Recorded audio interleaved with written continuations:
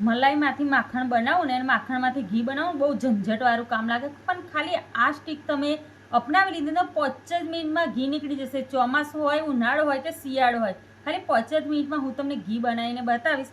તો જો આપણી આ જે મલાઈ છે ને, આ મલાઈ મેં ફ્રેશ જ લીધી છે. જુઓ તમે, અને બધી બહેનો દૂધ ગરમ કરીને લેતી હોય, પણ મેં ગરમ નથી કર્યું. આપણે ફ્રીજમાં જે ચા માટે દૂધ રાખીએ એમ અહીં આ જે મલાઈ નીકળે આ ફ્રેશ જ મલાઈ છે. અને એ મિક્સરનો જાર લીધો છે. જુઓ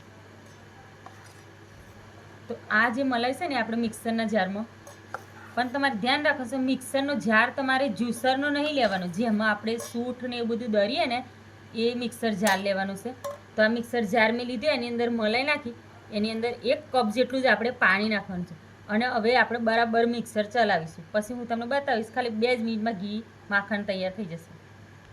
તો ચાલો મિત્રો, આપણે મિક્સર જારમાં 2 જ મિનિટ પીસ્યા પછી જુઓ તમે બધું માખણ ઉપર આવી ગયું છે ને એકદમ સરસ રીતે. જુઓ તો હવે આપણે આ માખણને બહાર કાઢી અને ધોવાનું પણ છે, એટલે પૂરો વિડીયો તમે આખો જોજો તો જ તમને ખબર પડશે.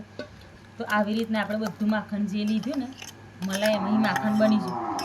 પણ આ સ્ટીક તમે ફોલો કરી લીધી ને તો તમારી જેટલી મલાઈ હશે ને એટલું માખણ નીકળશે ને માખણમાં ઘી પણ એટલું નીકળશે. જો તો હવે આની અંદર મલાઈમાં જે આપણે વધારાનું દૂધ આવે છે ને એ દૂધને આપણે કાઢવા માટે પાણી રહેશે, એટલે બધું દૂધ નીકળી જશે. અને જુઓ ઘીની અંદર સ્મેલ પણ નહીં આવે. તો સરસ રીતે બધું માખણ ઉપર આવી ગયું છે ને.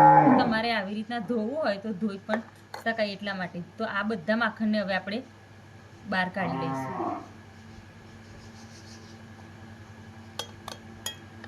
જો જે દૂધનો ભાગ હતો ને એ બધો જ અલગ થઈ ગયો છે અને એકદમ સરસ રીતે માખણ નીકળી ગયું છે ને.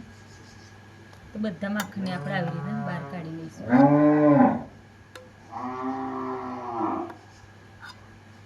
આ માખણ કાઢવાની આ સ્ટીક છે ને એનાથી આપણે જે વાસણમાં ઘી ગરમ કરીએ ને એ વાસણ પણ ના બળે અને એકદમ સરસ રીતે માખણમાં ઘી બની જાય.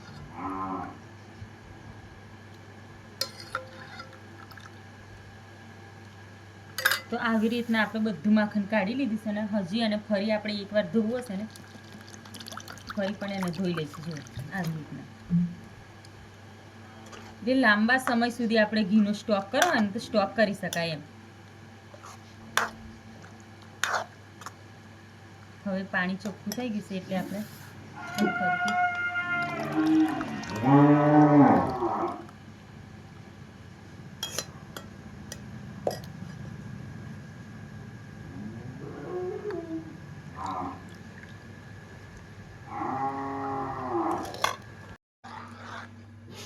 તો જે માખણ આપણે ધોઈને બહાર કાઢ્યું ને હવે એને ગરમ કરી લઈશું. તો તમે જુઓ એકદમ ઘીનો પારો ઉપર આવવા લાગ્યો છે ને. આની અંદર બિલકુલ પણ આપણે દૂધ રહ્યું નથી અને સરસ રીતે આપણું ઘી બનીને તૈયાર થશે. ખાલી 5 જ મિનિટમાં ઘી બનીને રેડી થશે. તો મિત્રો તમે અમારો આ વિડીયો ક્યાંથી જુઓ છો કોમેન્ટ કરીને જરૂરથી કહેજો. અને તમે આપણા ફેસબુક પેજ પર હોય તો આપણા ફેસબુક પેજને ફોલો કરજો અને યુટ્યુબ ચેનલ પર હોય તો આપણી ચેનલને સબસ્ક્રાઈબ જરૂરથી કરજો.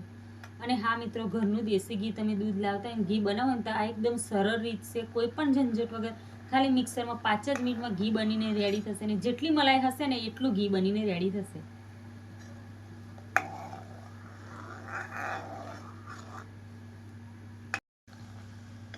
તો મિત્રો જુઓ સરસ રીતે આપણું ઘી રેડી થઈ ગયું છે. હવે માત્ર 5 જ મિનિટમાં ઘી બની ગયું છે. જુઓ વાસણ પણ બિલકુલ બળ્યું નથી, અંદર ના વધારે બગરો કે કોઈ પણ ઝંઝટ વગર એકદમ સરળ રીતે. અને ઘણી બહેનો ડાયરેક્ટ મલાઈ ગરમ કરતી હોય છે ને તો બહુ બધું ટાઈમ લાગે ને ગેસ પણ બહુ બળે. પણ આ એકદમ સરળ રીત છે. ખાલી 5 જ મિનિટમાં ઘી બનીને રેડી થઈ જશે. જો સરસ મજાનું રેડી થઈ ગયું છે ને.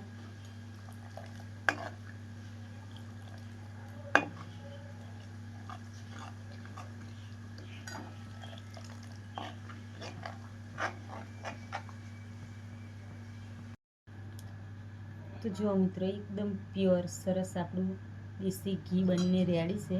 અને મિત્રો અમારા ઘેર તો ગાયનો તબેલો છે એટલે આ પ્યોર ગાયનું જ ઘી છે, એટલે પીળા કલરમાં છે. તમે પેકેટવાળા દૂધનું બનાવશો ને તો એકદમ વ્હાઈટ વ્હાઈટ થશે. એકદમ શુદ્ધ ઘી.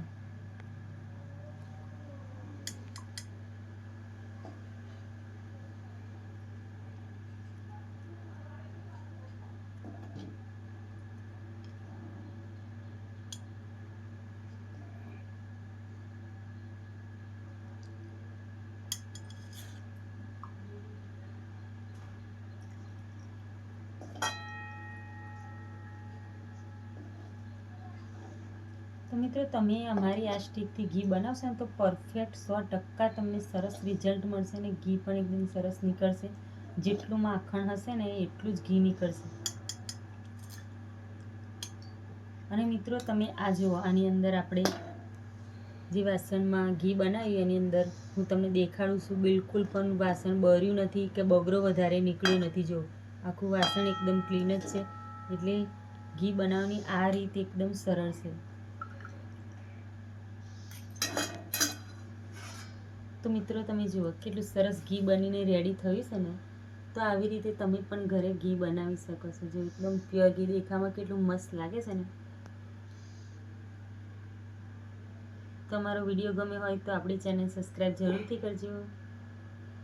ફરી જ મળીશું નવા વિડીયોમાં. ત્યાં સુધી બધા મિત્રોને બાય બાય.